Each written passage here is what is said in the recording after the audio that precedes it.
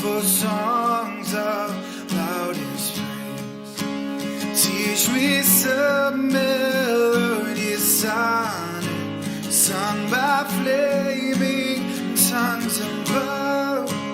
Praise His name, fixed upon the name of God, redeeming love.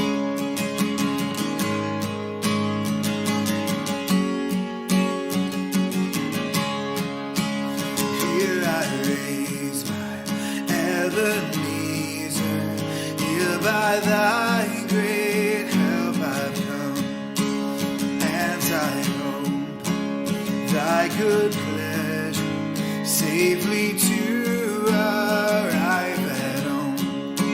Jesus saw me when a stranger, wandering from the fold of God. He to rescue me from danger interposed His precious blood.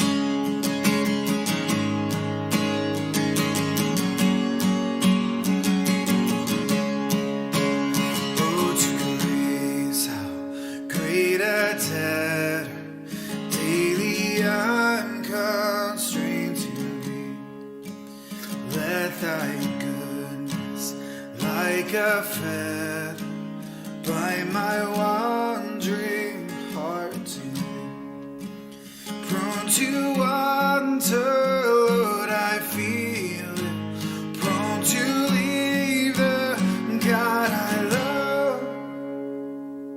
Here's my heart, take and seal it for Thy courts above.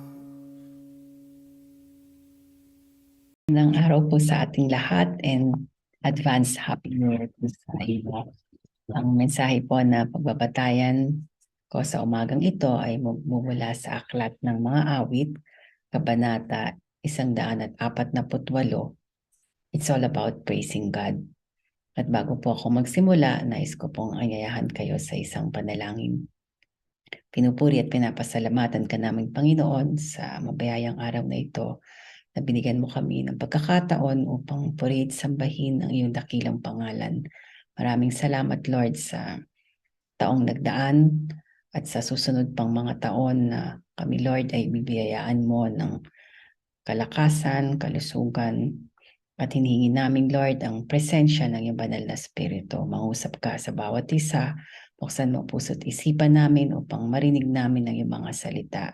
Salita, Lord, na nagbibigay ng kapayapaan, kaginhawahan, kalusugan at kaligayahan sa bawat isa. Ito ang aming dalangin sa matamis sa pangalan ni Jesus. Amen. Muli po, akin pong inaanyayahan kayo upang samahan ako sa pagbasa sa Aklat ng Mga Awit, Kabanata 148.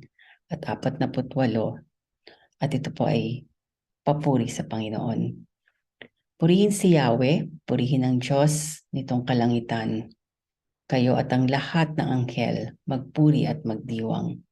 Ang araw, buwan, bituin, mataas na langit, siya ay purihin. Siyang may utos na kayo ay likain, kaya ang ngalan niya ay dapat purihin. Purihin si Yahweh buong sanlibutan. Ulan, kidlat, pati ulap, sumunod na lahat. Mga kabundukan, burol, hubat, kahoy at lahat ng uri ng hayop. Pupurihin siya ng lahat ng tao, hari, prinsipe, lahat ng pangulo, babae, lalaki, bata, at matanda. Sa ngalan ni Yahweh, magpupuri ang lahat. Siya ang nagpapalakas sa sariling bansa, kaya pinupuri ng madla ang bayang Israel. Mahal niyang lubha. Purihin si Yahweh. So ang Psalm 48 po answers the question of why we are here on earth. Bakit po ba tayo nandito sa mundo? Ano po ba ang ating purpose? O bakit po tayo nilalang ng Panginoon? Actually, isa lang po ang dahilan kung bakit tayo nilalang ng Panginoon. At ito po ay parang lahat po ng kanyang mga nilalang ay purihin siya at sambahin. at i-glorify ang kanyang pangalan. So Psalm 148 is a glorious psalm of praise to the Lord. So there's no doubt that after po nating basahin ang psalm na ito, God alone is to be praised above all. Wala na pong iba. There's no other one like Him. So not only we are commanded to praise the Lord, but all of creation, mula langit hanggang lupa, lahat po tayo at lahat po ng kanyang nilalang are called to praise Him. So, isa-isahin po natin yung mga verses ng Psalm 148. Yung verse 1 to 4, it calls upon the heavens and the angels to praise the Lord. So, hindi lamang po yung mga anghel, kundi pati po yung araw, yung buwan, yung mga stars, lahat po ng nasa kalangitan ay inanyayahan po upang magpuri sa Panginoon.